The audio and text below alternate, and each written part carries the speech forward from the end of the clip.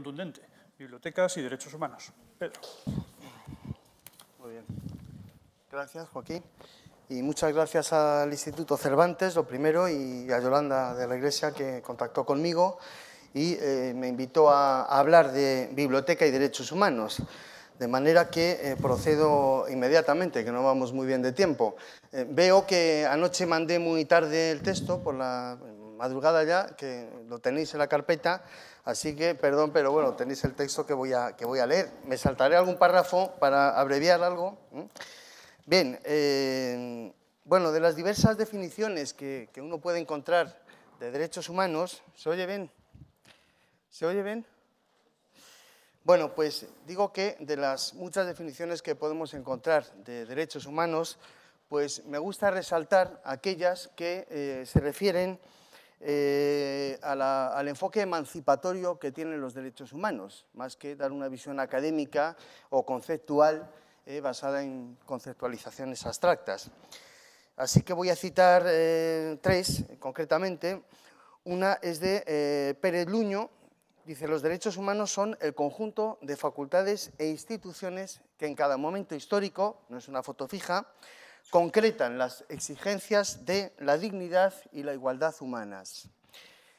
El reconocimiento de la dignidad y de los derechos aparece ya en el preámbulo de la Declaración Universal de Derechos Humanos. Por cierto, un dato a pie de página, ¿no? Es el documento más traducido de toda la historia. Bien, bueno, pues este reconocimiento de la dignidad y de los derechos aparece en el preámbulo de la Declaración como base para la libertad, la justicia y la paz en el mundo. Además, el artículo 1 señala que todos los seres humanos nacen libres e iguales en dignidad y derechos. Otra definición, muy rápidamente, de Joaquín Herrera Flores, que además es un profesor que falleció recientemente y un poco como homenaje a él quiero citarle. Él dice que los derechos humanos van más allá del conjunto de declaraciones y pactos que conforman el entramado jurídico institucional y son el conjunto de procesos normativos, institucionales y sociales que abren y consolidan espacios de lucha. Y una tercera y última que citaré, y no voy a cansarles más con más definiciones, José Justo Mejías, que entiende los derechos humanos como cauces de libertad y mecanismos de exigencia ante el poder para que las personas podamos llevar a término nuestros proyectos personales de vida. El derecho a la cultura es uno de los derechos sociales reconocidos también en la Declaración Universal, que en su artículo 22 señala que toda persona tiene derecho a la satisfacción de los derechos económicos, sociales y culturales indispensables a su dignidad y al libre desarrollo de su personalidad. Y a través de él, a través del derecho a la cultura, las personas pueden construir mucho mejor sus proyectos personales de vida, evidentemente. Hay un libro reciente de Ramón Salaverría que lleva por título Autodidactas en bibliotecas y desarrolla esta idea mucho mejor de lo que podría hacerlo yo aquí en este momento, ¿no? Y en relación con la dignidad y los derechos sociales, el artículo 25 de la Declaración Universal destaca que toda persona tiene derecho a un nivel de vida adecuado. Este nivel de vida adecuado requiere unos servicios públicos que abarquen la sanidad, la educación y la cultura. Y en estos dos últimos rótulos entran inevitablemente las bibliotecas. Evidentemente, una ciudadanía que no tiene acceso a la educación, a la información y a la cultura no puede ejercer plenamente su condición ciudadana. Y una democracia sin ciudadanos es una contradicción en sus términos, lógicamente. Por eso la IFLA, en su manifiesto a favor de la biblioteca pública, destaca que la consolidación de la democracia depende de una buena educación y de un acceso libre e ilimitado al conocimiento, el pensamiento, la cultura y la educación.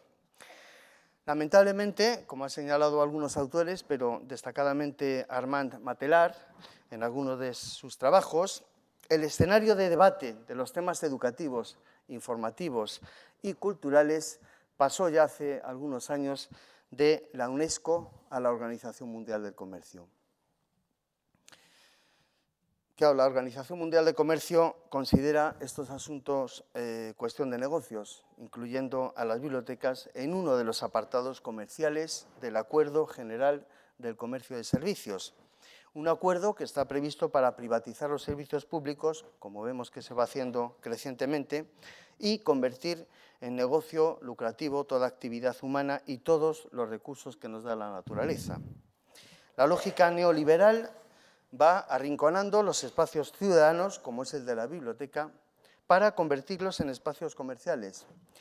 La biblioteca, desde mi punto de vista, debe seguir siendo un espacio de resistencia a esta lógica neoliberal que quiere mercantilizar hasta el aire que respiramos.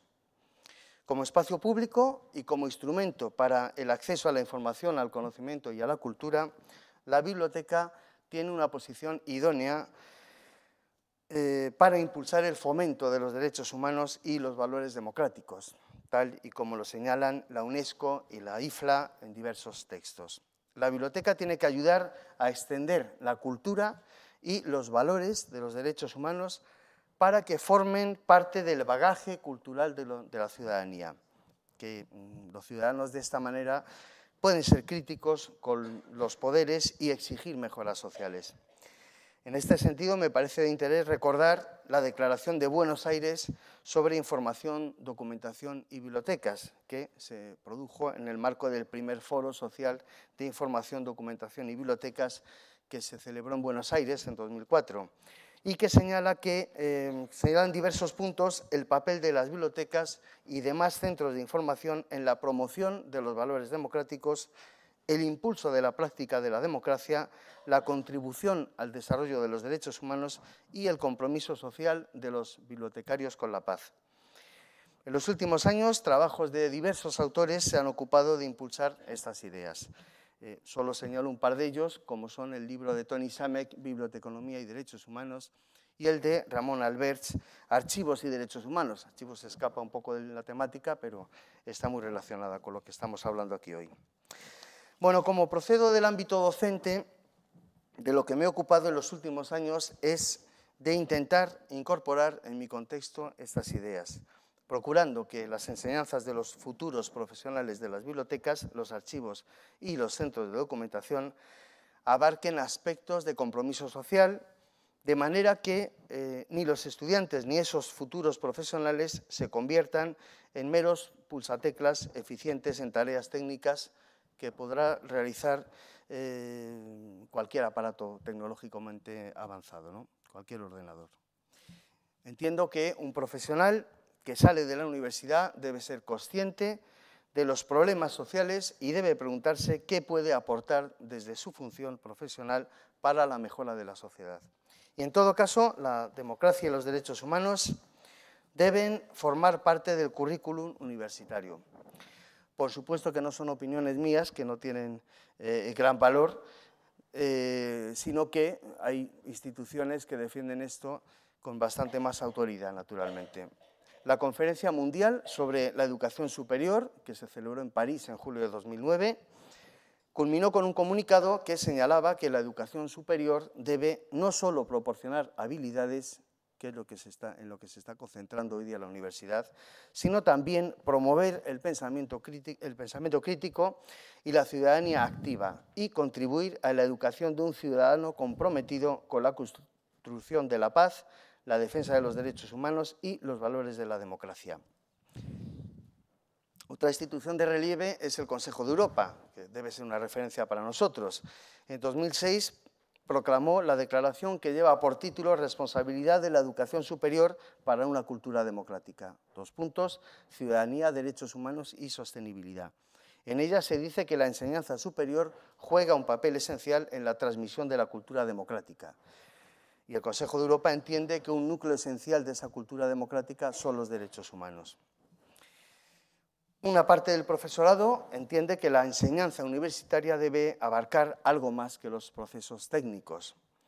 En el área de biblioteconomía y documentación se fundó hace un par de años un colectivo con esta orientación, el colectivo de docentes de información y documentación por el compromiso social, que en su manifiesto fundacional se muestra preocupado por la escasa formación y sensibilidad predominante en los planes de estudio de materias que resalten el compromiso social de los futuros profesionales y apuesta por una formación integral que aporte sensibilidad y compromiso social a los profesionales. Compromiso con los derechos humanos y con la democracia, naturalmente. De lo que se trata, en definitiva, es de incorporar en la docencia universitaria, en la preparación de los futuros bibliotecarios, archiveros y documentalistas, en nuestro caso, aportar un enfoque de responsabilidad social de la profesión elegida. La profesión que elegimos constituye la principal responsabilidad y aportación de cualquier ciudadano a su comunidad. En un acto de concesión de doctorado honoris causa en la Universidad Nacional de Educación a Distancia, en Madrid, la conocida profesora y activista social Susan George comentó que una de las razones por las que elegimos una profesión es la ambición por cambiar la realidad social. Desde mi punto de vista, la profesión que uno ejerce debe servir para mejorar la sociedad. Pues bien, el enfoque de derechos humanos yo creo que es el que mejor plasma las ideas de responsabilidad y compromiso social y, por tanto, es importante que la cultura de los derechos humanos forme parte del bagaje cultural de los universitarios, de los profesionales y de la ciudadanía en general. Cuando el manifiesto IFRA-UNESCO a favor de la biblioteca pública afirma que el desarrollo de la sociedad y de la persona solo podrán alcanzarse si ciudadanos bien informados pueden ejercer sus derechos democráticos y desempeñar un papel activo dentro de la sociedad, así como que la consolidación de la democracia depende de una buena educación y de un acceso libre e ilimitado al conocimiento, el pensamiento, la cultura y la educación, es importante que los estudiantes, que serán futuros bibliotecarios, asimilen el papel fundamental que la biblioteca tiene precisamente en el logro de estos objetivos. Y es importante también que comprendan en toda su amplitud el espíritu que anima las declaraciones de la IFRA o la UNESCO cuando se refieren a la biblioteca como promotora de los valores democráticos y de los derechos ciudadanos. La biblioteca está relacionada estrechamente con varios artículos de la Declaración Universal de Derechos Humanos, como son el 19, que habla del derecho a la información, a la libertad de expresión y a la libertad de investigación. El 26, que se refiere al derecho a la educación. Indudablemente, la biblioteca forma parte del sistema educativo, y más si consideramos la idea de la educación a lo largo de toda la vida, que es lo que se va imponiendo. El artículo 2, que se refiere a la no discriminación en el disfrute de los derechos por ninguna condición, raza, sexo, estatus económico, etc. La biblioteca atiende por igual a todos sus usuarios. Y solamente reseño ya el artículo 12, que se refiere a la protección de la privacidad de los usuarios de la biblioteca. Estos artículos, citados explícita o implícitamente en los códigos deontológicos bibliotecarios de muchos países, no agotan la relación de la biblioteca con los derechos humanos. Mediante la biblioteca, los ciudadanos pueden ejercer su derecho de acceso a la información y a la cultura, pero la biblioteca tiene un importante papel en la promoción de una cultura de derechos humanos. ¿Cómo puede hacer esto la biblioteca? En primer lugar, manteniendo su condición de espacio público en el que el ciudadano puede ejercer sus derechos democráticos y participar de una vida comunitaria que se basa en la convivencia pacífica y en el reconocimiento del otro. En segundo lugar, con actividades tales como la celebración del Día Mundial de los Derechos Humanos, el 10 de diciembre, o el Día de los Derechos de la Mujer, el 8 de marzo, o el Día de los Derechos del Niño, o el Día Mundial del Medio Ambiente, y un largo etcétera. Estos días pueden ser motivos de realización de actividades de concienciación sobre multitud de problemas y de extensión del conocimiento de los derechos humanos y de los problemas sociales. Se trata de una tarea fundamental, ya que solo un pueblo que conoce sus derechos puede prosperar. Además de actividades puntuales en torno a fechas significativas, encontramos en las bibliotecas de todo el mundo cientos y miles de experiencias con buenas prácticas en las que inspirarse. Un ejemplo lo tenemos en la experiencia de los parques bibliotecas de Medellín, a la que seguramente el ponente Sergio Fajardo se va a referir después. Estas experiencias ilustran cómo fomentar la convivencia intercultural, la integración social de capas de la población en riesgo de exclusión social o propiamente excluidas, el aprendizaje infantil de la convivencia pacífica y del reconocimiento del otro, etc. Clubes de lectura, cuentacuentos, coloquios y conferencias, multitud de otras actividades que sería prolijo enumerar aquí, ayudan a la construcción de una sociedad democrática y promotora de los derechos humanos. Bueno, ya voy terminando mi intervención y quiero dejarles con la consideración de que los derechos humanos constituyen una buena guía para orientar el trabajo cotidiano de las bibliotecas. Saber que las bibliotecas son un instrumento imprescindible para el acceso a la información, a la educación y a la cultura, y que sin el acceso a estos derechos se hace imposible la democracia, debe llenar de orgullo profesional a los bibliotecarios.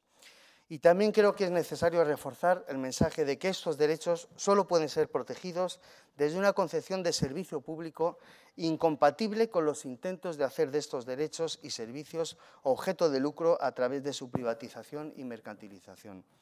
Contra esta tendencia que marca el neoliberalismo, debemos seguir haciendo de la biblioteca un espacio público en el que los ciudadanos puedan ejercer sus derechos y fortalecer la convivencia democrática. Gracias.